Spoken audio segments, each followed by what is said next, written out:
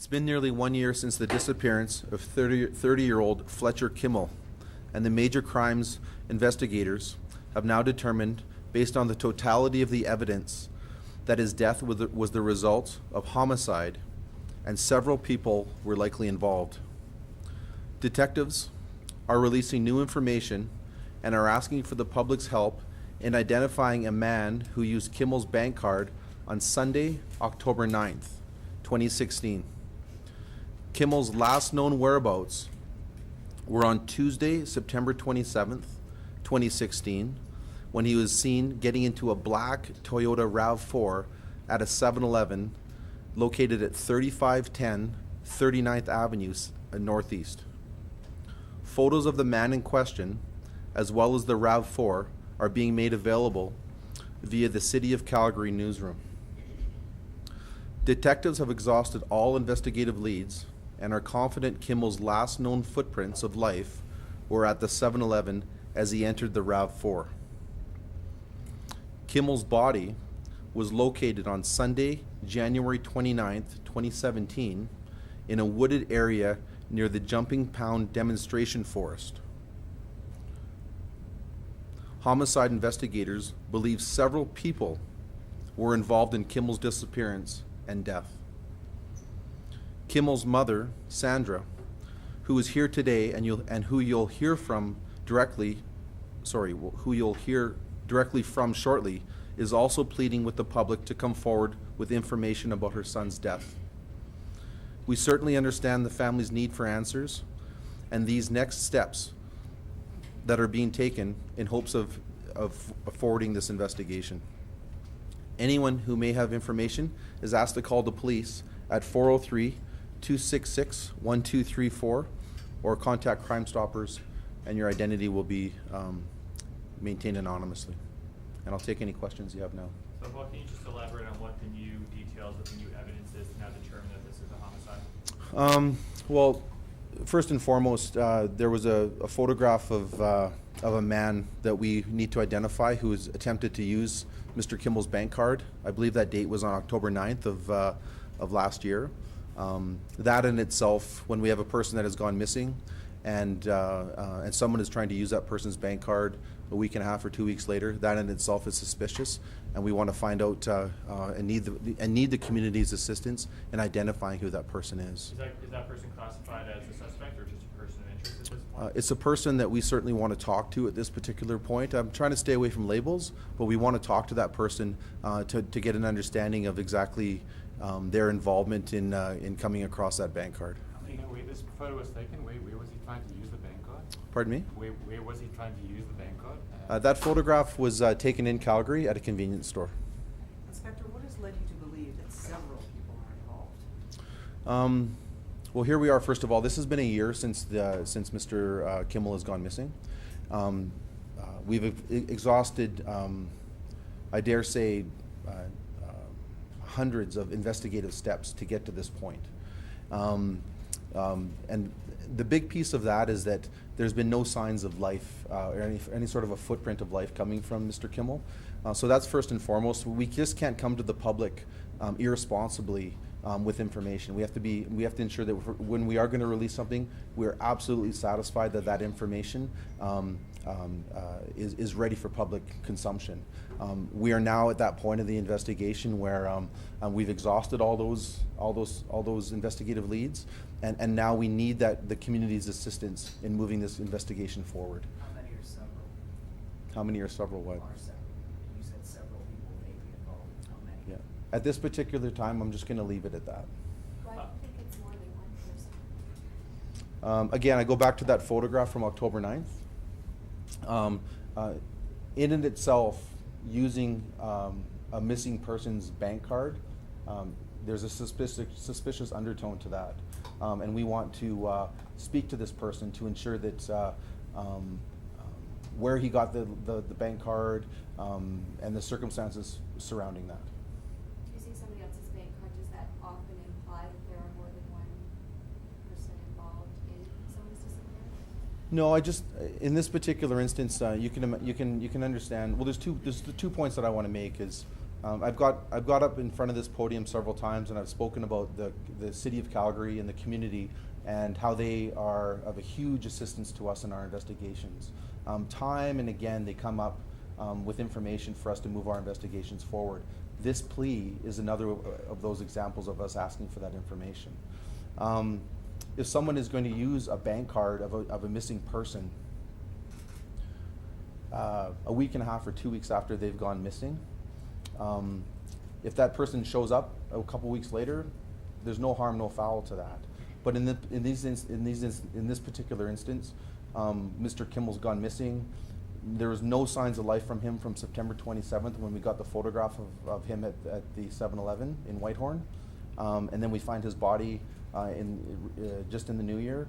We start to connect those dots, and we want to find out the circumstances around that bank card. Can you say, because it's been a year-long investigation, when did the bank card information, when did you guys find that in the investigation? Is it relatively new?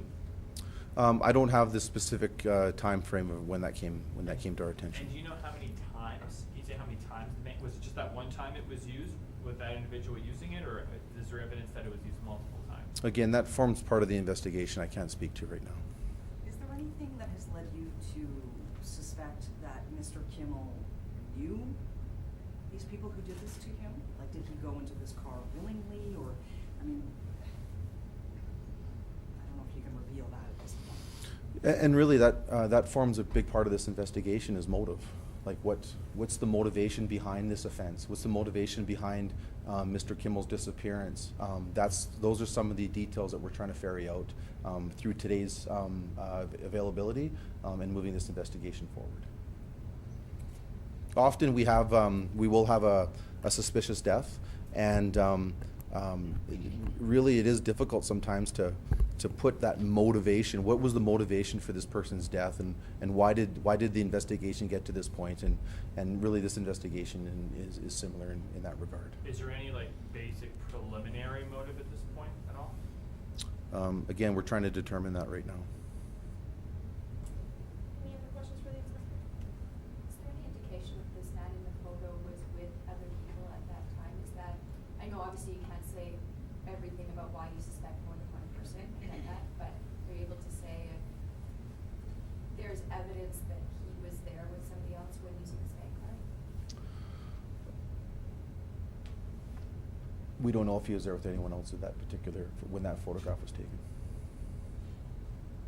Thank you. My name is Sandra Kimmel. I'm Fletcher's mother.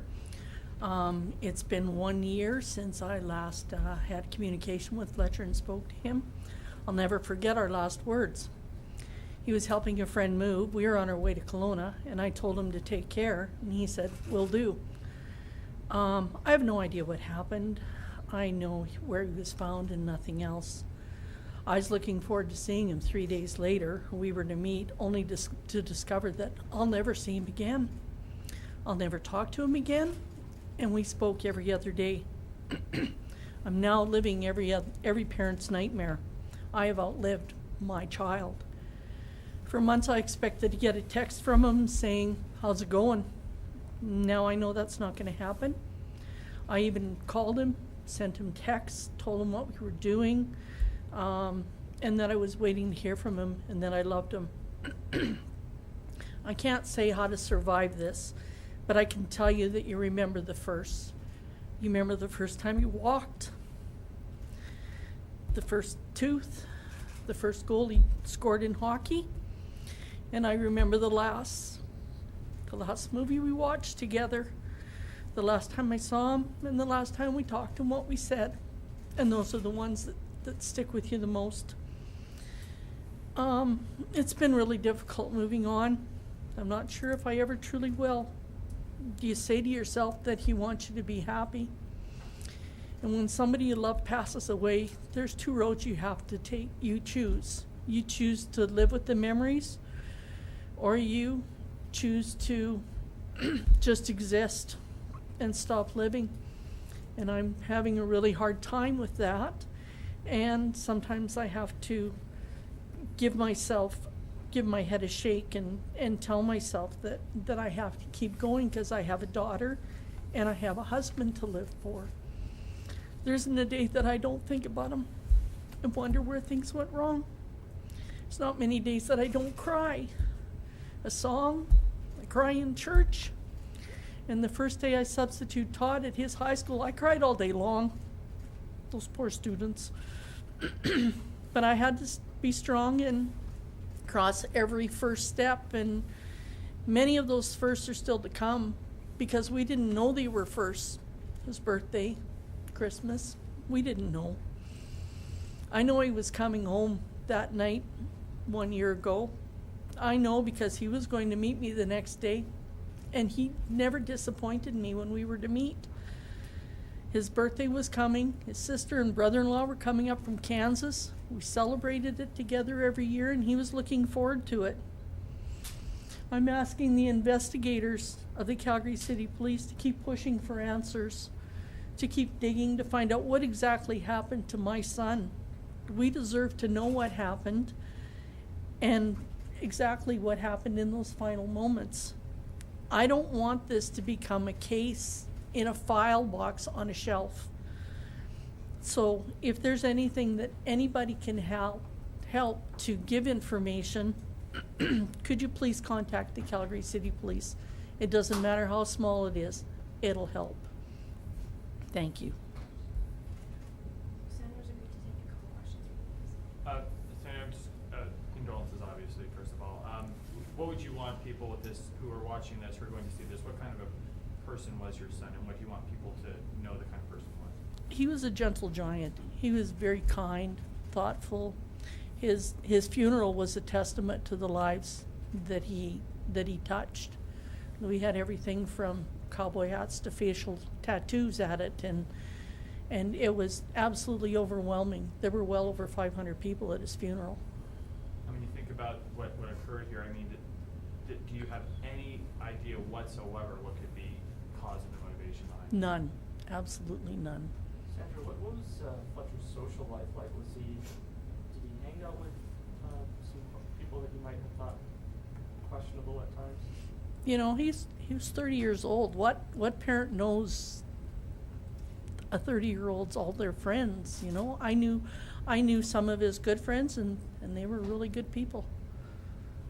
Sandra, just as part of your whole grief journey, I mean, what would this piece mean to you? What would it mean to you to find out what happened to him in those final moments? I think it just finishes his story, and you know, it's probably not going to give me any comfort, but to not know is a hardship. What about also the fact of seeing justice from people who are involved? I don't know if we can call it that, but. Like you said, if you can call it that, I don't think there'll ever be justice, but it would be nice to know. Just want to clarify one comment. Yeah, sure. If you don't mind. Sorry. Thanks, Sam. There was a question earlier about why we believe that there was multiple people involved in this offense. I just want to speak to Fletcher's size. Fletcher was a big man. He was 6'7", 240-ish pounds. To be able to move a person of that size and stature, big, strong man, to be able to move him from Calgary, from our last known location was in Whitehorn, out into K Country, and to move his body, that would be quite an endeavor. So that alone gives us cause to believe that there are multiple people involved, and really that's a big part of this investigation. And I got some clarity from the investigators, and that's why I just wanted to clarify that for you all.